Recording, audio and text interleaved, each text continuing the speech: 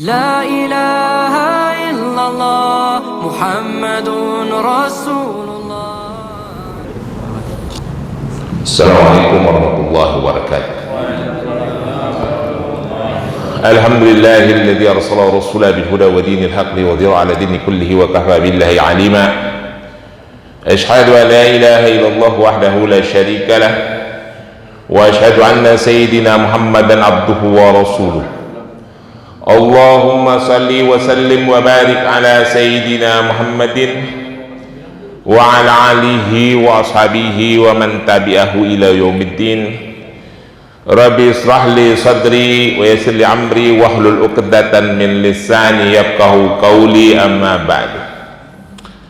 Saudara-saudara, bapak-bapak sekalian, jamaah salat subuh, puji dan syukur kita panjatkan kehadirat Allah Subhanahu wa taala atas semua limpahan nikmat dan rahmat yang diberikan kepada kita, terutama nikmat iman dan Islam yang terus bersemayam di dalam sanubari kita, terrefleksi dari perilaku dan amaliyah-amaliyah kita.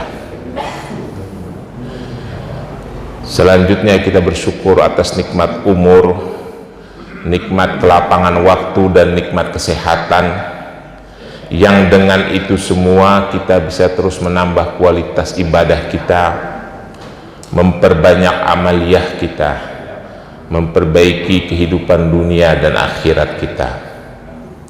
Yang lebih penting lagi, nikmat umur dan kelapangan waktu bisa kita terus menyambung tali silaturahim kepada saudara-saudara kita, kaum kerabat sesama muslim, maupun saudara-saudara kaum kerabat yang senasab. Salawat dan salam kita berharap selalu tercurah kepada junjungan Nabi besar Muhammad sallallahu alaihi wasallam, untuk seluruh keluarganya, untuk para sahabatnya, untuk para tabi'in, untuk para tabi'ut tabi'in, untuk para ulama dan seluruh umatnya. Insyaallah kita yang ada di masjid ini bersama keluarga kita adalah umat-umat Rasulullah yang akan mendapatkan syafaat yaumul akhir nanti. Bapak-bapak sekalian, sekarang kita baca kitab hadis Bukhari jilid pertama, bab-bab awal. Kemarin bertiga pekan berturut-turut kita baca Sahih Muslim, sekarang kita baca Sahih Bukhari.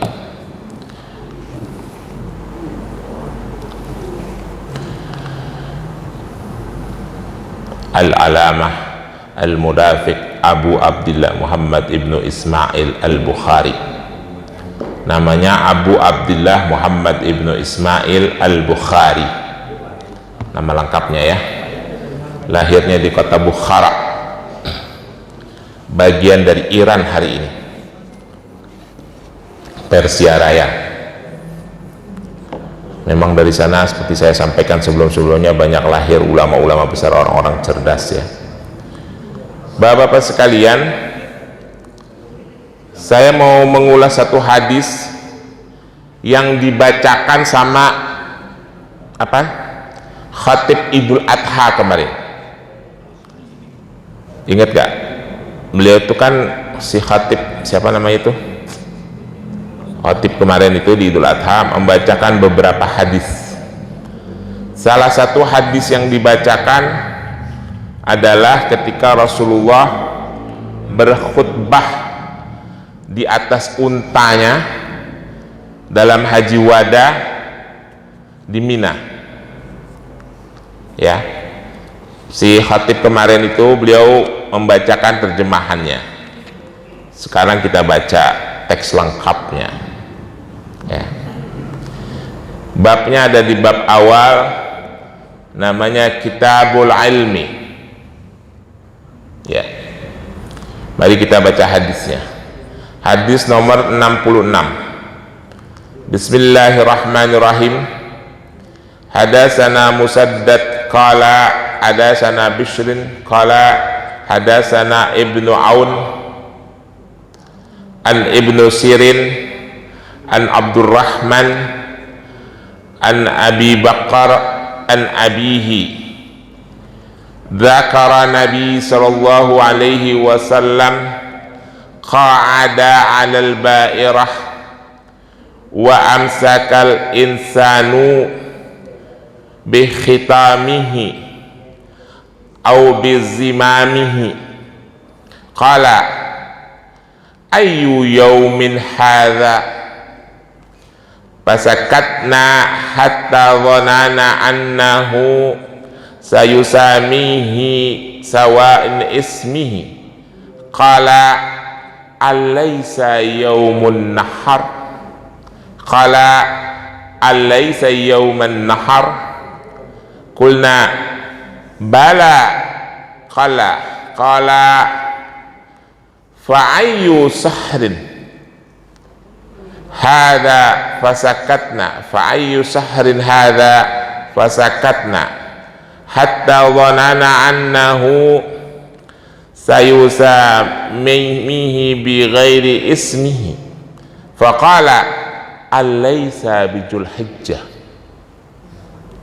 qulna bala qala fa inna dima'akum wa amwalakum wa a'radakum bainakum haramun ka hurmati yaumikum hadha fi syahrikum hadha wa fi baladikum hadha liyuballigh syahidul ghaib fa inna syahida asa an yuballigh man huwa awallahu minhu. Ini hadis yang disampaikan oleh Rasulullah pada saat Rasulullah haji wada. Beliau berkhutbah di atas kendaraannya, untanya tidak turun, walaupun sebetulnya isi hadis ini tidak berhubungan dengan pelaksanaan manasik haji, tetapi maknanya sangat syarat dengan nasihat-nasihat yang perlu kita perhatikan, kita jadikan pedoman. Perhatikan baik-baik artinya.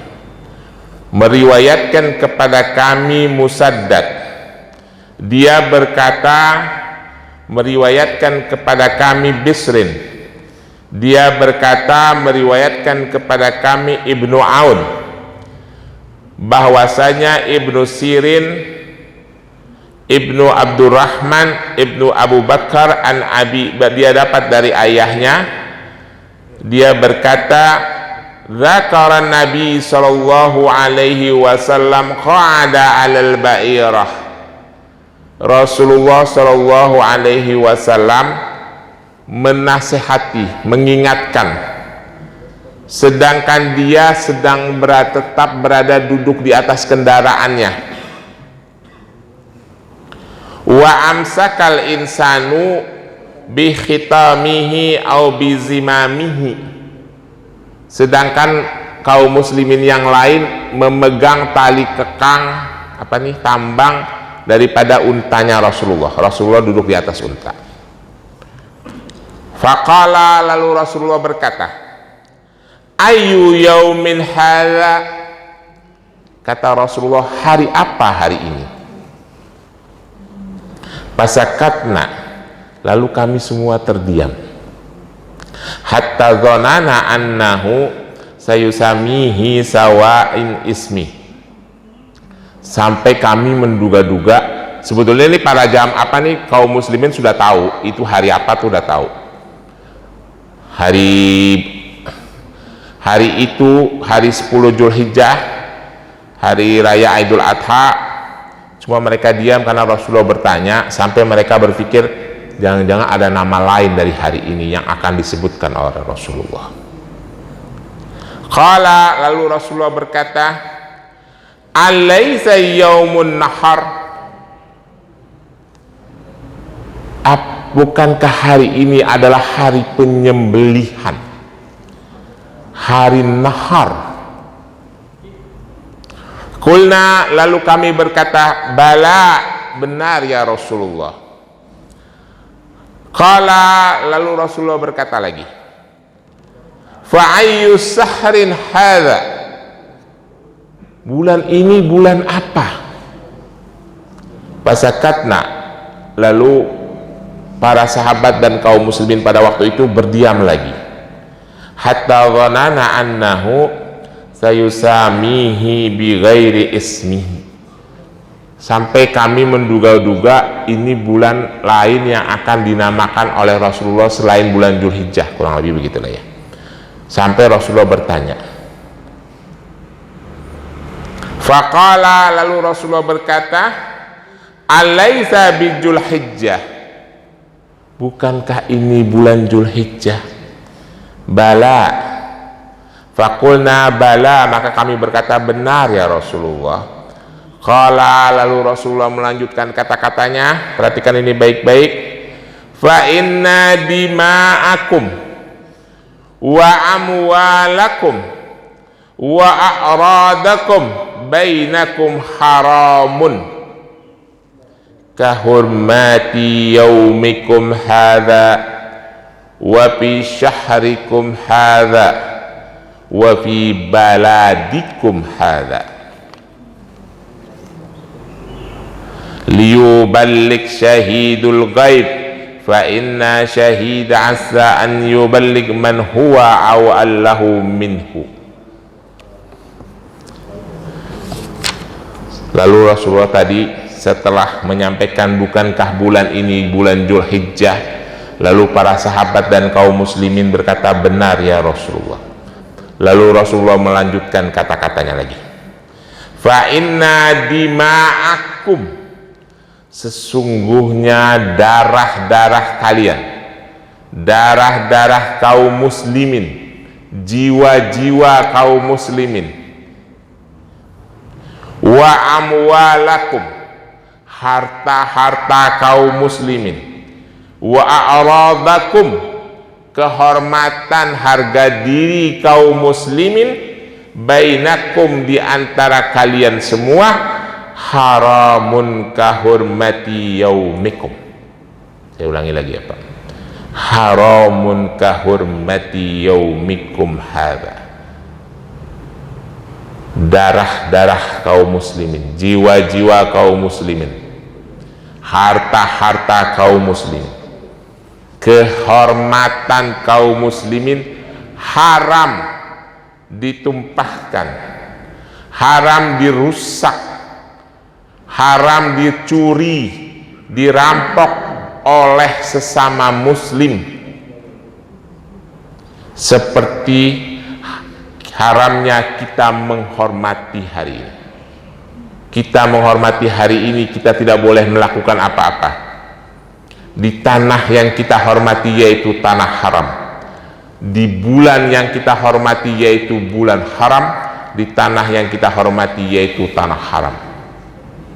Maksudnya saya ulangi lagi, larangan sesama muslim untuk saling berperang, untuk saling menganiaya, saling membunuh, untuk saling menyakiti, saling merampas dan merampok harta sesama muslim, saling merendahkan sesama muslim, haram hukumnya setelah agama ini sempurna diturunkan. Itu kan ngomongnya pada haji wada ya Pak, berarti semua agama udah diturunkan dengan sempurna. Haram dilakukan seperti kita menghormati hari ini, seperti kita menghormati bulan ini, kata Rasulullah. Kita dilarang melakukan ini, melakukan itu pada bulan haram, dan seperti kita menghormati tanah ini, negeri ini, yaitu tanah haram. Sampai Rasulullah menegaskan, bagi yang hadir di sini, sampaikan kepada yang tidak hadir, karena boleh jadi nanti yang tidak hadir tidak akan mendengar nasihat Rasulullah itu. Jadi setelah sempurnanya ayat Al-Quran diturunkan, setelah sempurnanya semua risalah-risalah yang disampaikan oleh Rasulullah SAW, tidak boleh lagi ada permusuhan sesama muslim, tidak boleh lagi ada pertengkaran, tidak boleh lagi ada keributan, saling membunuh, saling segala-gala yang merusak jiwa, melukai. termasuk mengambil harta orang-orang muslim. Kalau saya ngomong mengambil harta orang-orang muslim, mengambil harta orang lain juga nggak boleh. Merendahkan martabat sesama muslim. Bapak-bapak sekalian, saudara-saudara, Rasulullah menyampaikan ini pada haji terakhir beliau setelah agama ini sempurna diturunkan. Maknanya adalah setelah agama ini sempurna diturunkan, umat Islam itu tidak boleh lagi berpecah belah. Umat Islam itu tidak boleh lagi saling bermusuhan. Kenapa, Pak? Karena panduan untuk menjalani agama ini, panduan untuk menjalani hidup ini sudah sempurna, ada panduannya. Kalau kita ini masih ribut, masih bertengkar, apalagi bertengkarnya urusan agama, jelas kita tidak memahami panduan itu, yaitu Al-Quran dan hadis. Allah subhanahu wa ta'ala jelas-jelas, Pak, menyampaikan dalam surah Ali Imran ayat 105, wala takunu kalladzina tafaraqu wakhtalafu min ba'di ma ja'athumul bayyinah. Jangan kamu menjadi ikhtiraf, berfirqah-firqah, pecah jadi kelompok-kelompok kecil. Tafarraqu, wakhtalafu, berikhtilaf, berbeda, berdebat mengenai ajaran agama, mim ba'di, setelah ma apa-apa ja'a datang kepadamu bayyinah, petunjuk, yaitu Al-Quran, dijelaskan oleh hadis-hadis Rasulullah. Dua hal yang tidak boleh, iftiraq dan ikhtilaf, berpecah belah, berselisih. Ikhtilaf, berselisih. Kalau perbedaan mazhab itu bukan selisih ya, Pak, bukan, itu tidak dimasukkan dalam kategori selisih. Iftiraq dan ikhtilaf itu tidak boleh, dilarang. Setelah Al-Quran turun, setelah hadis-hadis Rasulullah diajarkan. Karena apa gunanya Al-Quran ini turun sebagai panduan dalam hidup kita di dunia dan di akhirat, kalau kita masih pada ribut? Kalau kita masih pada ribut, jelas kita tidak memahami isi Al-Quran. Paham, Pak? Yang suka ribut-ribut itu karena gak paham itu. Apalagi yang suka ngeribut-ributin masalah fikih. Jadi Rasulullah menyampaikan agama ini sudah sempurna nih, apa yang mau anda cari ada di dalamnya. Jadi tidak usah bertengkar lagi, kurang lebih begitu. Kalau sampai kita masih bertengkar, masih ribut-ribut, itu masalahnya cuma satu, kita tidak paham ilmu agama, itu aja. Saya mau kasih contoh satu nih, Pak. Bapak pernah mendengar ceramahnya Gus Baha ketika beliau menceritakan fleksibilitas sholat Jumat. Nih ya, dengerin. Ini Gus Baha bercerita di kajiannya. Kalau kita mengikuti aturan fikih mazhabnya Imam Syafi'i, contoh ini contoh ya, sholat Jumat itu minimal jamaahnya berapa, Pak? 40. Kata Gus Baha gini, itu kalau sholatnya di kota Kudus, di Rembang, di Jombang, di kota Surabaya gitu, di mana-mana dah disebutin. Tapi kalau sholatnya di daerah gunung-gunung, di daerah Samin sana, nggak sampai 40. Orang Islamnya ada sih 40, tapi yang datang sholat Jumat nggak nyampe 40. Nggak ada agamanya, nggak belajar agama, kata Gus Baha. Terus apakah sholat Jumat dijalankan apa tidak, Pak? Nah, tetap dijalankan. Saya udah lama mendengar ceramah itu. Nah, ini saya kaitin. Kemarin itu saya khutbah Jumat. di Pamulang ini, di salah satu klaster. Pengurusnya cerita begini, Pak Ustadz, ini kita pertama kali mengadakan sholat Jumat di sini, ini saya deg-degan, masjidnya bagus. Karena saya khawatir yang datang ini tidak sampai 40. Kita hari pertama itu kita ngadain, saya udah deg-degan aja. Ternyata alhamdulillah hari pertama itu saya panggil-panggilin tetangga-tetangga, saya ingatin berkali-kali supaya jangan berangkat kantor dulu karena kita mau perdana sholat Jumat. Ternyata yang hadir 70, alhamdulillah. Akhirnya kita bisa melaksanakan sholat Jumat karena di atas 40. Saya langsung teringat ceramahnya Gus Baha itu. Saya bilang sama pengurus masjid, Bapak nggak usah khawatir Pak. Kalau Bapak udah niat mau sholat Jumat, sholat aja. Yang hadir yang berapa kayak, yang penting di atas 3. Oh begitu? Iya. Nanti kalau yang hadir 39 nggak nyampe 40, Bapak pindah mazhab. Saya bercandai. Kok begitu Pak Ustadz? Pindah mazhab aja, mazhabnya Imam Malik kan minimal 12. Kalau yang datang 11, pindah mazhab lagi, mazhabnya Imam Hanafi minimal 3. Selesai kan, gak usah bingung. Oh gitu ya, iya, daruroh. Kira-kira kalau yang 40 itu kan Imam Syafi'i, saya bilang. Jadi kalau yang datang 38, Bapak pindah mazhab Imam Malik minimal 12. Kalau yang datang cuma 10, sholat Jumat tetap pindah mazhab Imam Hanafi minimal 3. Walaupun, tapi ini contoh, bukan untuk, berarti boleh dong kita pindah-pindah mazhab. Kata para ulama sih kagak boleh, tapi kalau kata saya boleh. Karena kalau kita nggak boleh pindah mazhab, berarti kita menganggap yang satu salah dong. Sekarang saya tanya sama bapak-bapak, itu kira-kira Pak, kalau Imam Syafi'i menetapkan minimal 40 di tempat yang ideal,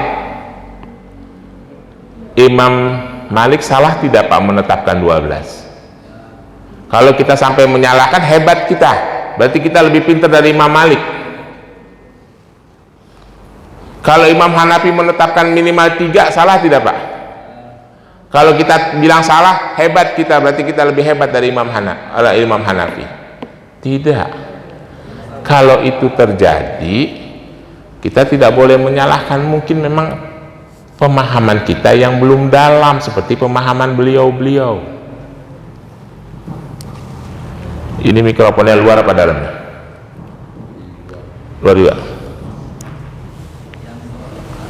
Saya mau tanya nih Pak, di RW 17 ini, perhatiin baik-baik nih biar paham. RW 17 ada berapa masjid? 3 masjid. Ada Ustadz Nizam nih, nanti kita tanya sama dia, dia ahli hadis, S2 nya tafsir hadis. Tanya sekarang, kalau saya bilang begini Pak, nanti Bapak tanya ya sama Ustadz lain. Kalau saya bilang begini Pak, setiap pelaksanaan sholat Jumat di Villa Pamulang ini, khususnya RW 17, setiap pelaksanaan sholat nih Pak, ada 2 masjid yang sholatnya tidak sah. Setiap sholat. Kan masjidnya ada 3, At-Taubah, Ibnu Sabil, sama Jabal Nur. Saya tanya sama bapak-bapak, kalau Ibnu Sabil azan, bapak-bapak dengar nggak di sini? Dengar? Tapi kalau Jabal Nur kedengeran nggak? Nggak ya? Oke, Jabal Nur kita alihkan ke yang lain. Dalam satu wilayah ini, menurut ketentuan mazhab Imam Syafi'i, kalau ada pelaksanaan sholat Jumat, ini saya mau diomelin ke, mau diapain bodo amat, nanti tinggal tanya aja sama Ustadz Nizam, kira-kira omongan saya salah apa benar. Ada 2 yang tidak sah menurut pendapat saya. Kenapa? Karena menurut ketentuan Imam Syafi'i, sholat Jumat di satu wilayah, satu desa itu harus dilaksanakan di satu masjid jami. Tidak boleh ada 2 pelaksanaan sholat Jumat. Kalau sampai ada 2, yang sah itu adalah yang azan duluan. Jadi Jadi nih, kalau saya pikir-pikir nih Pak, nanti cross check aja omongan saya sama ustadz-ustadz lain, kalau salah ya saya minta maaf. Tapi menurut pendapat saya, berarti setiap sholat Jumat di RW 17 ini ada 2 masjid yang kagak sah sholatnya. Tergantung siapa yang azan duluan. Kalau minggu ini At-Taubah lebih dahulu azan dari Ibnu Sabil, At-Taubah yang sah. Minggu besok Ibnu Sabil azan duluan, At-Taubah yang kagak sah. Betul nggak Ustaz Nizam? Nanti tanya sama dia kalau lagi pengajian dia ya, hari malam Jumat. Kaji hadisnya, kaji fikihnya. Bahwa bayanginlah itu. Nah, itu menurut ketentuan mazhab Syafi'i. Satu kampung itu cuma harus ada 1 pelaksanaan sholat Jumat di Masjid Jami. Nah ini kita ada berapa banyak Pak azan sholat Jumat itu saut-sautan.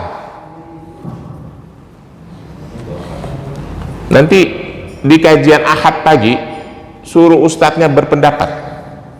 Menurut Ustadz Ubay begini, bener apa kagak ya? Kalau saya salah berbeda ya saya minta maaf. Tapi menurut pendapat saya begitu berdasarkan pemahaman mazhab Imam Syafi'i. Ya, contoh itu.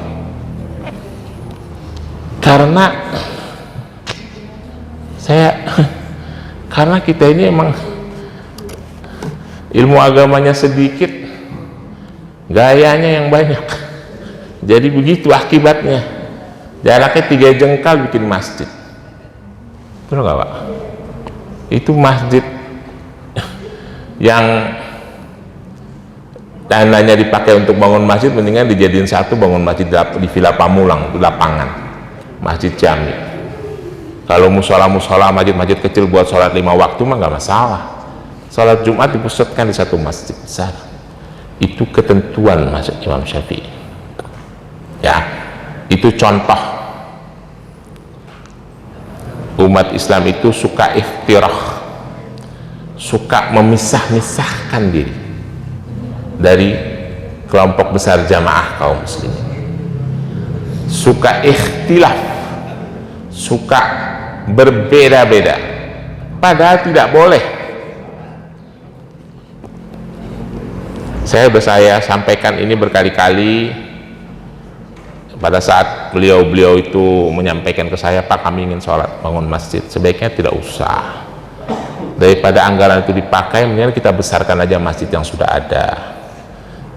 Bukan masalah kerukunan, bukan masalah oh ini untuk menjaga ukhuwah, bukan Pak. Ini menjaga ketentuan syariat. Kalau Anda memaksakan juga berarti Anda tidak paham syariat Islam. Yes, ya. Itu contohnya. Baik, kita lanjutkan hadis berikutnya.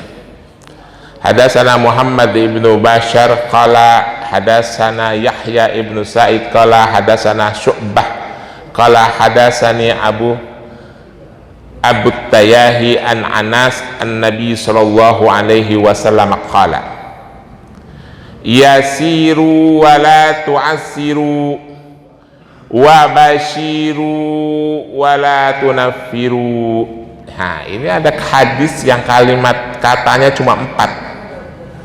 Diriwayatkan dari Muhammad ibnu Bashar, dia berkata meriwayatkan kepada kami Yahya ibnu Sa'id, dia berkata meriwayatkan kepada kami Syu'bah, dia berkata meriwayatkan kepadaku Abu Tayyah dari Anas dari Nabi sallallahu alaihi wasallam.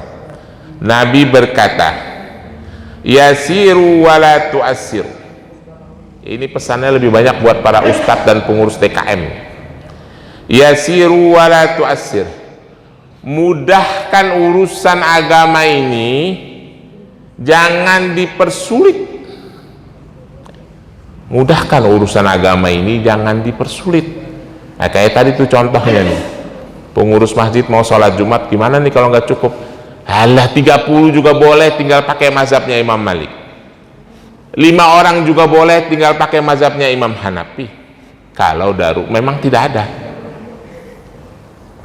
Karena Rasulullah berpesan wala tu'assir, jangan dipersulit.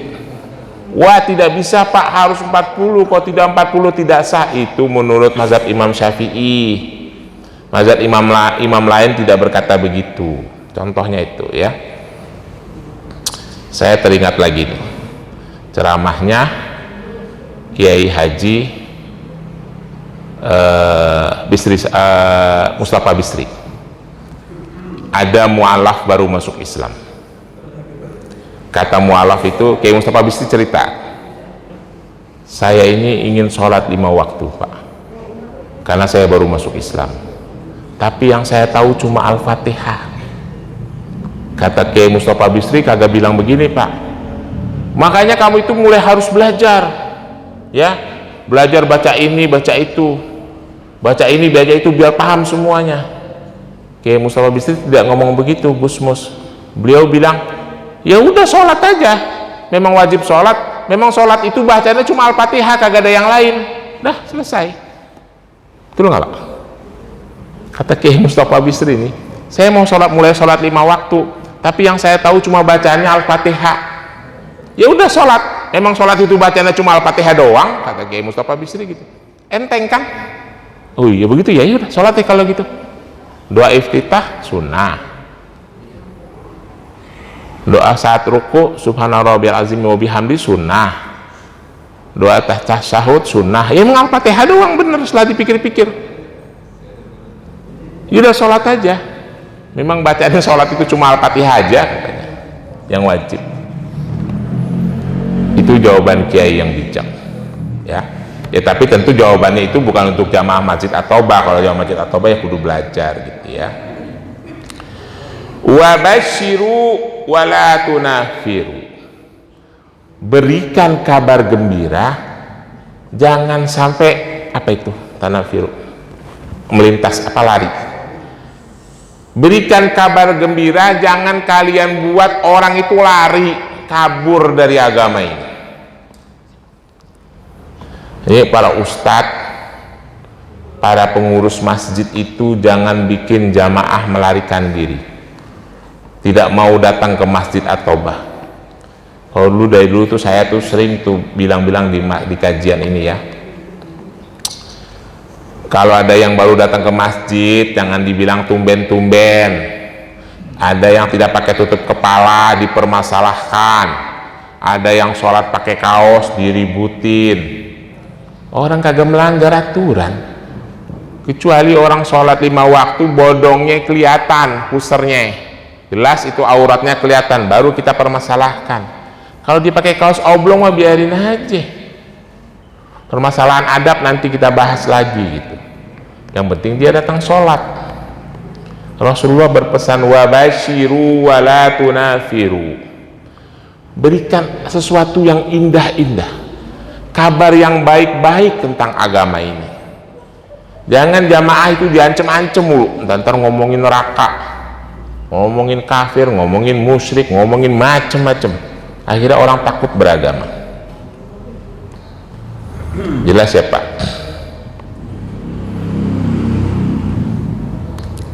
Jelas ya Bapak-bapak sekalian? Kita lanjutkan pada hadis berikutnya. Ya, di sini saya tidak suka baca nih, karena yang meriwayatkan ada yang saya tidak sukai, tapi saya baca juga lah.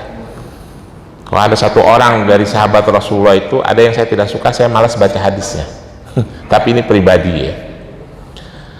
Bismillahirrahmanirrahim. Hadatsana Sa'id ibn Ufair qala hadatsana Ibnu Wahab an Yunus an Abi Syihab qala Humaid ibnu Abdurrahman sami'tu Muawiyah khatiban yaqulu sami'tu Nabi sallallahu alaihi wasallam yaqulu man yuridullahu bihi khaira yufaqihu fid din wa innama ana qasimun wallahu yu'ti wa la nazala hadhihi al ummah qa'iman ala amrillah la yaduruhum man khalafahum hatta ya'ti amrullah.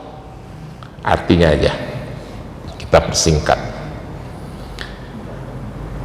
Muawiyah lagi khutbah, dia berkata, sami'tu Nabi sallallahu alaihi wasallam, aku mendengar Nabi sallallahu alaihi wasallam yaqulu berkata, man yuridullahu bihi khaira yufaqihu fid din, barang siapa yang dikehendaki oleh Allah kebaikan atas dirinya, yufaqihu fiddin, dia diberikan pemahaman tentang ilmu agama. Jadi apabila orang-orang yang mempunyai kemampuan untuk memahami ilmu agama secara luas, sesungguhnya orang itu diberikan kebaikan oleh Allah, kata hadis ini. Siapa yang ngomong? Muawiyah tahu dari mana? Kata dia dengar dari Rasulullah. Begitulah kira-kira artinya. Wa man yuridullahu bihi khaira yufaqihu fiddin. Wa innama ana qasimun, kata Rasulullah. Sesungguhnya aku ini hanya seorang penyampai. Wallahu yu'ti walan nazala hadhil ummah qa'imatan ala amrillah la yaduruhum man khalafahum hatta ya'tiya amrullah. Sesungguhnya aku ini hanya menyampaikan apa yang perlu disampaikan.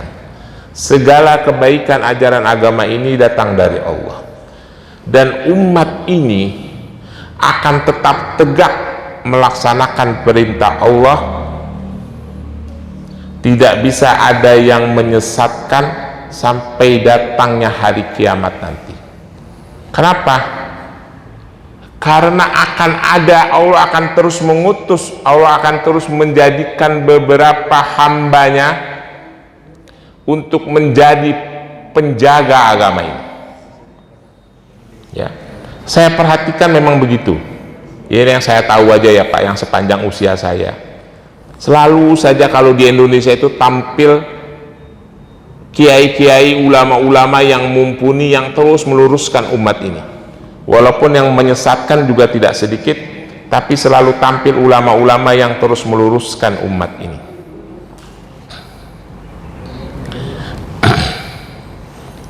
Jadi bapak-bapak sekalian, menjaga agama ini adalah dengan mempelajarinya dengan baik dan benar. Salah satu hikmah yang harus kita ambil diutusnya Rasulullah membawa risalah agama ini, kehormatan manusia itu dijaga, harga diri manusia itu dijaga, keselamatan jiwa manusia itu dijaga. Setelah kita berpegang teguh pada agama ini, kita jangan lagi ribut, jangan lagi bermusuhan, jangan lagi bertengkar. Ya, kalau kita masih ribut, masih bertengkar, berarti tidak paham ilmu agama. Jelas ya bapak-bapak?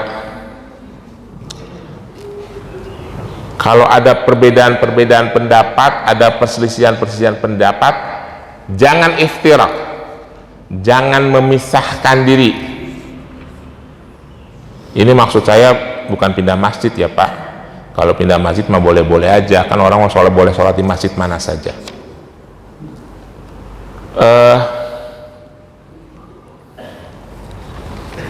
Ada satu hadis lagi yang ingin saya sampaikan sebelum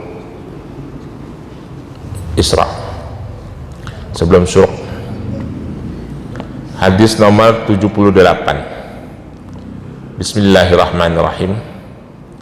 Hadatsana Muhammad ibnu Ala'i qala hadatsana Hammad ibnu Usama an Yazid ibnu Abdullah an Abi Burdah an Abi Musa al-Ash'ari an Nabi sallallahu alaihi wasallam qala masalu ma ba'asanu Allahu bihi minal huda wal ilmi kama salil ghais كمثل الغيث كثير العصاب العرض فكان منها نقية قبيلة ماء فأنبتت سكلاي والعشب كثيرة وكانت منها أجادب الأمسكت ماء فنفع الله بها الناس فشاربوا wasaqawa wazara'u wa asabbat minha ta'ifatul ukhra innama hiya qiyanun la yumsiqu ma'a wa la tumbitul kala'a fadzalika masalu man faqihu fid din fadzalika masalu man faqihu fid dinillah wa nafa'uhu ma ba'asani Allahu bihi fa'alima wa 'allama wa masala man lam yarfa'u bidzalik ra'san wa lam yaqbal hudallahu alladhi ursilat bihi. Kira-kira artinya begini, singkat. Rasulullah ngomong begini, masalu ma ba'asani Allahu bihi minal huda wal ilm, perumpamaan dengan diutusnya aku, kata Rasulullah, mengenai hidayah dan ilmu pengetahuan, kama salil ghaithil kathiral asabal arda,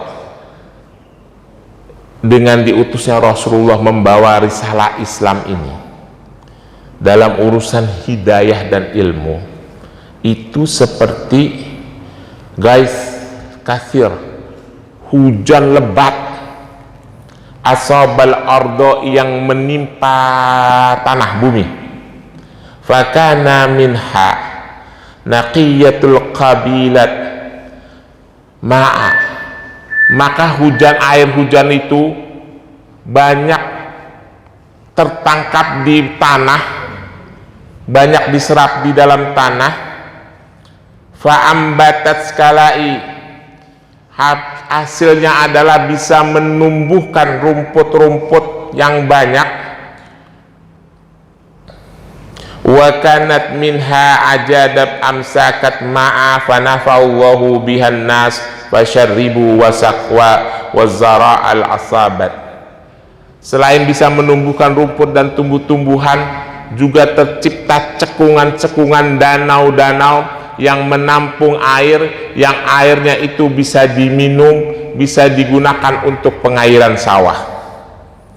Begitulah perumpamaan orang yang bisa mengambil manfaat dari diutusnya Rasulullah SAW membawa risalah Islam ini.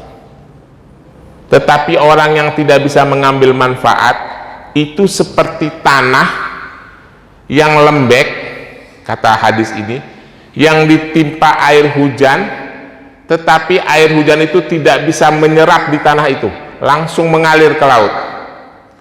Jadi tanah itu tetap tidak bisa ditumbuhi tanaman-tanaman, tidak bisa terbentuk cekungan-cekungan, danau-danau yang bisa digunakan untuk mengairi sawah. Itulah perumpamaan orang yang tidak bisa mengambil manfaat dari diutusnya Rasulullah SAW. Bapak-bapak sekalian, mari kita kembalikan hadis ini kepada diri kita. Kita bagian orang yang bisa mengambil manfaat dari sisi ilmu pengetahuan dan hidayah dari diutusnya Rasulullah SAW, atau kita bagian orang yang tidak bisa mengambil manfaat. Harga diri kita tidak bisa dijaga, ilmu kita kosong, kehormatan kita tidak ada, karena kita tidak berpegang teguh pada agama ini, karena kita tidak memahami agama ini. Jelas ya Pak? Itu penjelasan Rasulullah, perumpamaan diutusnya Rasulullah SAW dengan membawa risalah Islam bagi yang mengambil manfaat dari diutusnya Rasulullah itu adalah seperti bumi yang dihujani air hujan yang banyak, hasilnya menumbuhkan tanaman-tanaman yang subur. Tetapi yang tidak bisa mengambil manfaat seperti bumi yang gersang, disiram air hujan, tidak bisa menumbuhkan tanaman-tanaman yang subur. Dia tidak mempelajari ilmu agama dan tidak mengajarkannya kepada orang lain. Jelas? Saya kira begitu, lebih kurangnya mohon maaf. Kalau ada pertanyaan, saya persilahkan. Kalau silakan Pak Abu. Ini masalah masjid dan buang masjid. Bagaimana kalau daya tampung masjid itu tidak mencukupi, Pak? misalnya Sabil bisa gabung di masjid kita. Sedangkan dengan Jumat berkah aja kita sampai melimpah-limpah di sana gitu. Terus bagaimana solusinya? Baik, kalau berbicara pada pemahaman agama, pemahaman fikih klasik, memang tidak secara mendetail berurusan dengan daya tampung, karena urusan daya tampung itu urusan dinamika hari ini setelah jumlah penduduk sangat padat gitu ya. Yang menjadi permasalahan adalah ketika tidak ada daya tampung, lalu umat Islam itu punya sumber daya yang bisa digunakan untuk membangun masjid ke masjid lagi, untuk mengatasi masalah daya tampung tadi, bisa tidak sumber daya itu digunakan untuk memperluas masjid yang sudah ada supaya daya tampungnya tercukupi? Kalau bisa, itu dulu kita utamakan. Tetapi kalau tidak bisa, mungkin dibolehkan, tapi dasar hukumnya adalah tidak boleh ada 2 azan sholat Jumat dalam waktu yang berdekatan dan dalam jarak yang berdekatan di satu wilayah. Itu menurut ketentuan mazhab Imam Syafi'i. Tapi nanti omongan saya ini di cross check lagi sama ustadz-ustadz lain. Kira-kira saya salah apa benar? Kalau saya salah, saya minta maaf. Gitu, jelas. Kalau memang ada duitnya, kita bebasin rumah sebelah kita bangun, atau kita bangun di tempat yang lebih luas lagi. Kenapa kita jadi bikin sana, bikin sini, bikin sana, bikin situ? Itu melanggar ketentuan mazhab Imam Syafi'i. Tapi nanti dicek lagi lah sama ustadz-ustadz lain, kira-kira benar apa tidak sih pertimbangan ustadz-ustadz itu nanti bagaimana ya. Jelas Pak? Ada lagi? Cukup, ini sekedar pengetahuan saja supaya kita tidak salah ya. Jangan rajin-rajin bangun masjid, rajin banget bangun masjid, jadi seolah-olah umat Islam itu terpisah-pisah itu ya. Saya kira begitu Bapak-Bapak sekalian, lebih kurangnya mohon maaf. Billahi taufiq wal hidayah. Wassalamualaikum warahmatullahi wabarakatuh.